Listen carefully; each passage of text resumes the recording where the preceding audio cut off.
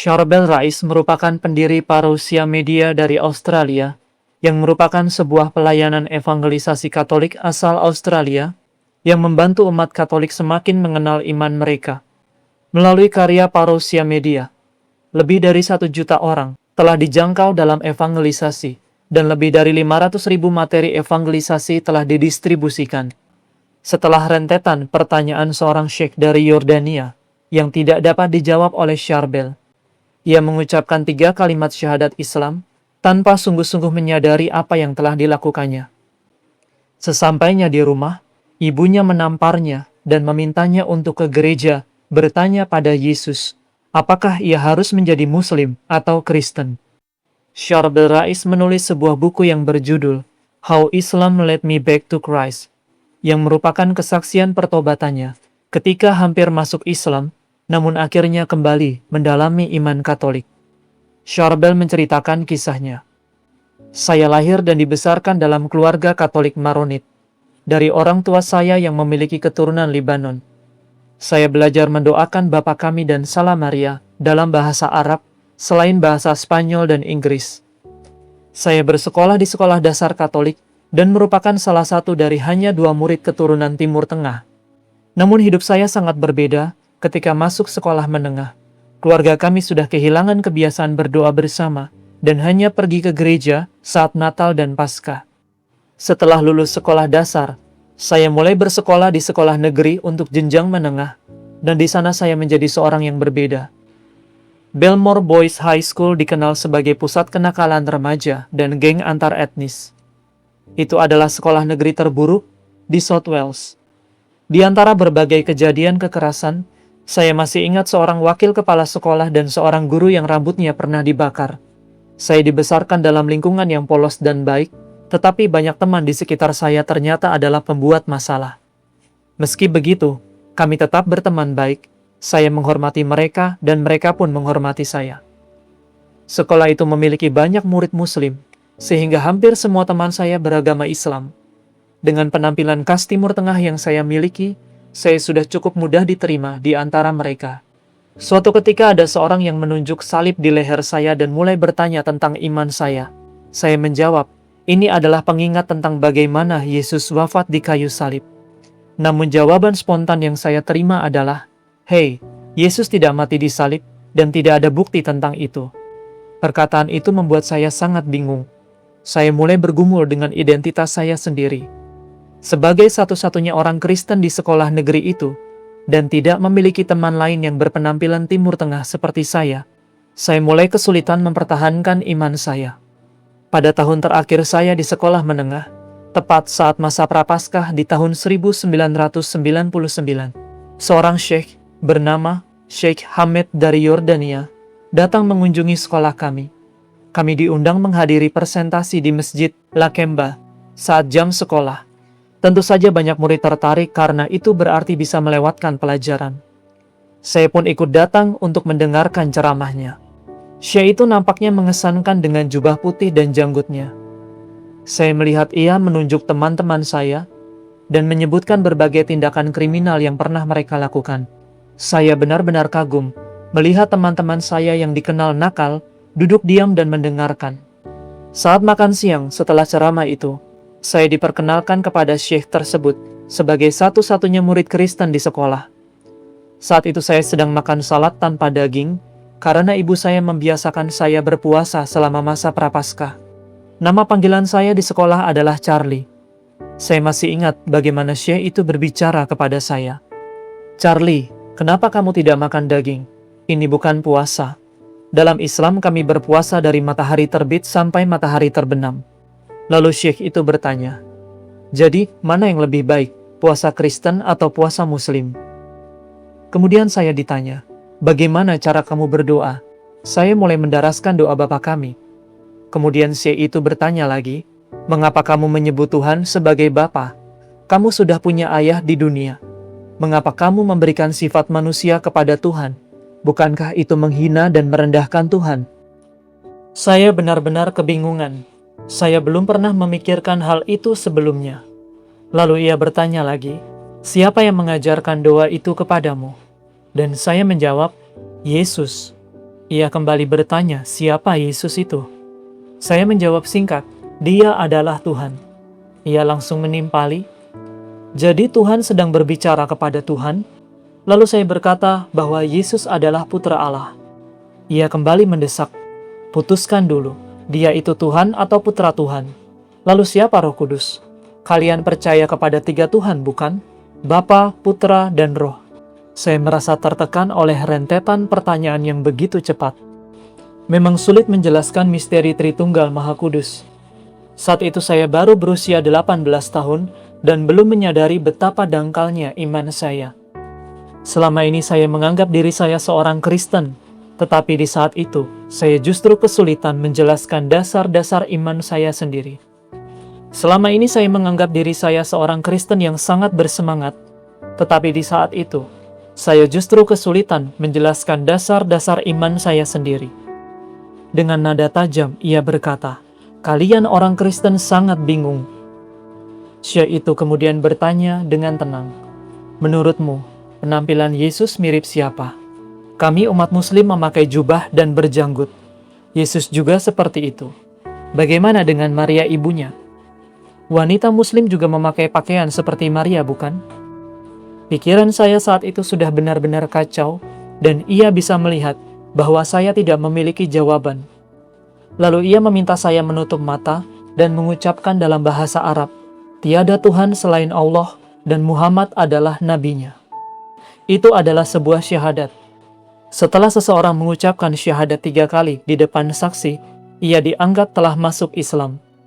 Tanpa menyadarinya, saya mengucapkannya 3 kali dalam bahasa Arab, lalu membuka mata saya.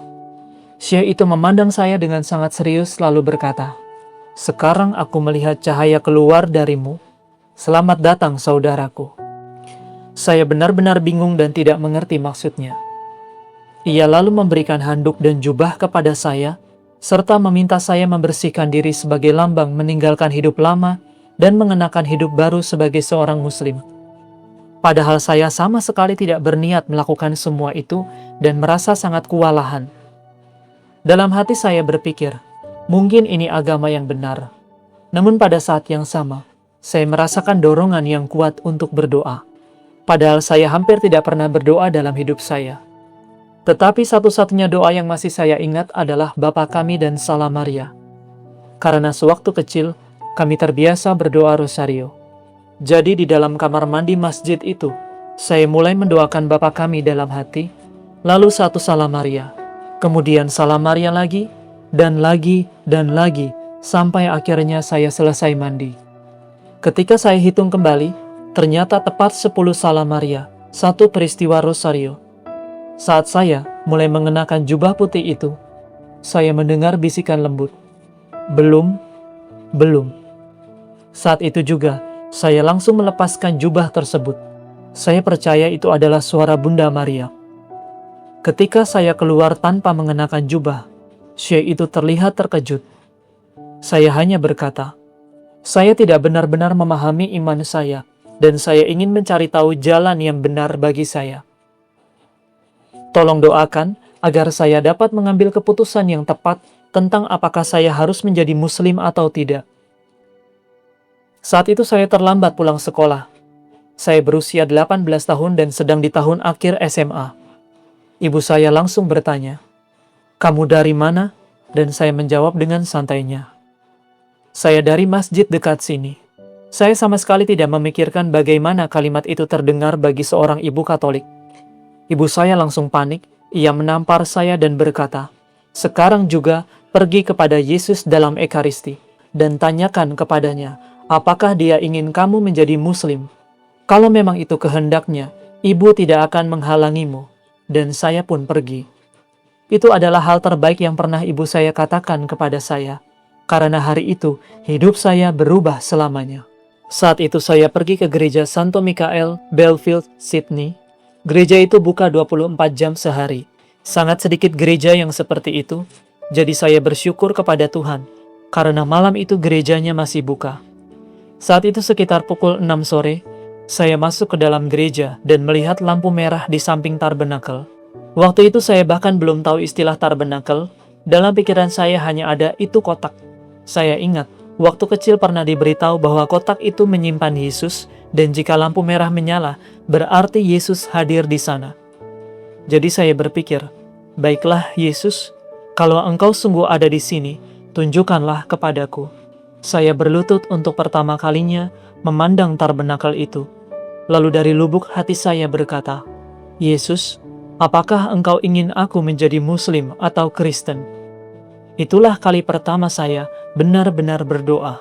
Sebelumnya saya hanya mengucapkan doa secara mekanis, Bapa kami, Salam Maria, tanpa sungguh berbicara kepada Tuhan. Tetapi malam itu, untuk pertama kalinya, saya benar-benar mencari jawaban. Dan tahu apa yang terjadi? Tidak ada petir, tidak ada suara, tidak ada apa-apa, hanya keheningan total. Dan justru keheningan itu sangat berarti bagi saya. Karena untuk pertama kalinya dalam hidup, saya benar-benar diam di hadapan Tuhan. Sepanjang hidup saya selalu ribut, suka bercanda, pembuat masalah. Namun malam itu, saya hanya duduk diam menatap tabernakel. Bukan 5 menit, bukan 10 menit, 30 menit. Dan saat itulah, saya mulai melihat bayangan muncul. Perlahan terbentuk wajah seorang pria berjanggut dan berambut panjang. Sampai sekarang gambaran itu masih jelas dalam ingatan saya. Wajah Yesus tampak muncul pada tabernakel itu. Saya sempat berpikir, mungkin saya hanya berhalusinasi. Saya mengalihkan pandangan, lalu melihat kembali ke arah tabernakel. Tetapi wajah itu masih ada. Belakangan saya menyadari bahwa wajah itu mirip dengan wajah pada kain kafan Turin. Di kemudian hari ketika saya menemukan gambar kain kafan Turin, saya langsung berkata, itu dia, itu yang saya lihat malam itu. Kemudian saya mendengar suara dalam hati berkata, Charbel, apakah kamu akan menyerah setelah semua yang telah kulakukan bagimu? Dia memanggil saya dengan nama asli saya, Charbel. Perkataan itu menyentuh bagian terdalam hati saya. Saya langsung teringat berbagai mukjizat yang pernah Yesus lakukan, bukan hanya di kitab suci, tetapi juga dalam kehidupan keluarga saya sendiri. Kesembuhan ajaib kakek saya dari kebutaan, kesembuhan ibu saya dari epilepsi, dan begitu banyaknya pengalaman lainnya. Saat itu saya menemukan jawabannya. Saya tahu suara itu adalah suara Yesus, dan dia sedang berbicara tentang iman saya kepadanya. Saya merasa sedang diberi pertanyaan langsung dan saya harus menjawabnya. Lalu saya berkata, tidak Tuhan, saya tidak akan menyerah. Pada saat itu juga, saya merasa beban besar terangkat dari pundak saya.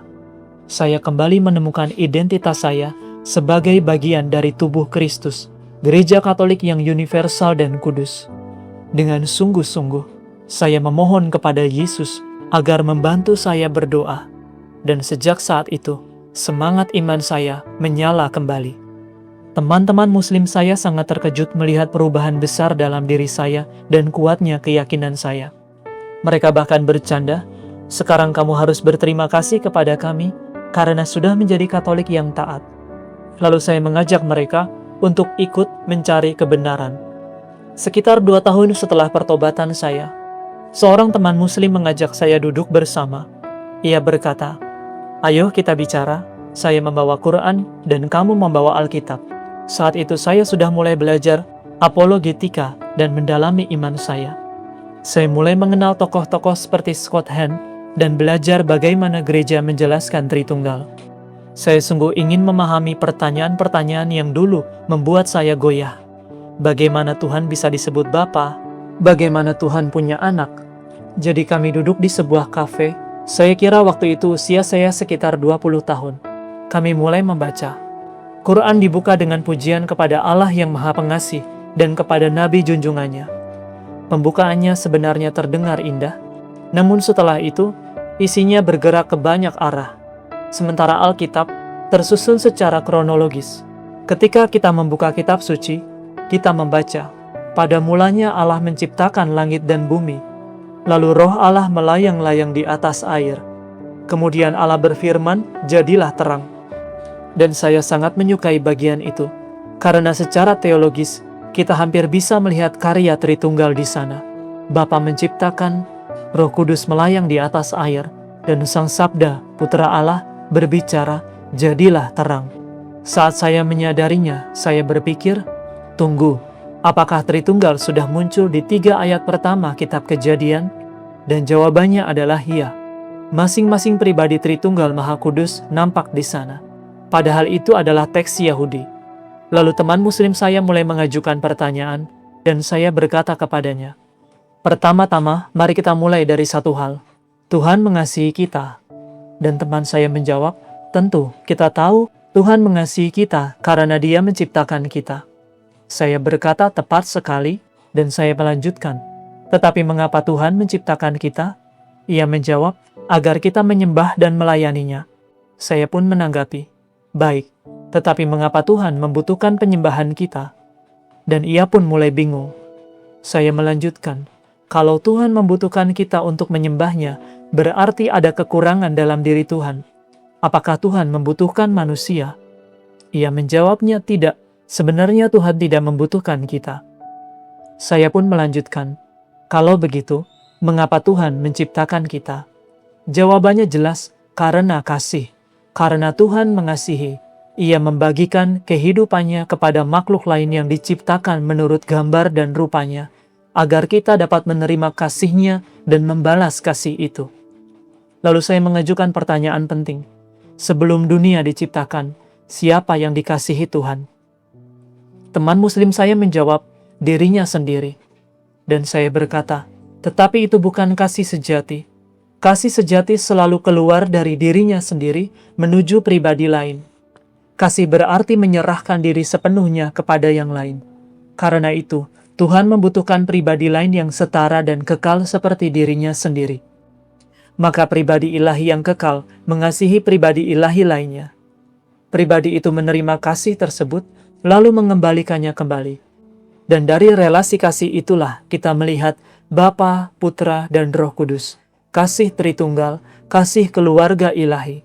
Dan tiba-tiba teman saya menghentikan saya dan berkata, kalau percakapan ini diteruskan, saya bisa kehilangan iman saya. Saya sudah mengalami hal ini berkali-kali saat berdiskusi dengan teman saya yang lain. Mereka mulai melihat logikanya, namun kemudian berkata, kami tidak boleh melanjutkan lebih jauh. Kami dilarang melanjutkan pertanyaan di luar dari kitab suci kami. Karena semuanya harus tetap berada dalam batas kitab suci mereka. Mereka tidak boleh keluar dari kerangka itu. Banyak orang mulai berpikir bahwa saya seharusnya menjadi imam, sehingga saya pun masuk seminari. Itu adalah masa doa dan studi yang sangat indah. Saya sangat mencintai kitab Mazmur dalam ibadat harian. Walaupun hampir gagal menyelesaikan SMA, oleh rahmat Tuhan saya berhasil memperoleh gelar magister di bidang teologi. Tahun-tahun yang saya jalani dalam keheningan dan doa, membantu saya semakin menghargai gereja secara mendalam.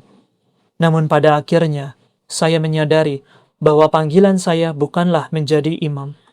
Setelah meninggalkan seminari, saya terdorong untuk kembali menghubungi seorang gadis yang saya kenal, dan pada tanggal 1 Juli 2005, saya dan Christine bertunangan, dan pada tahun yang sama, saya mendirikan Parousia Media.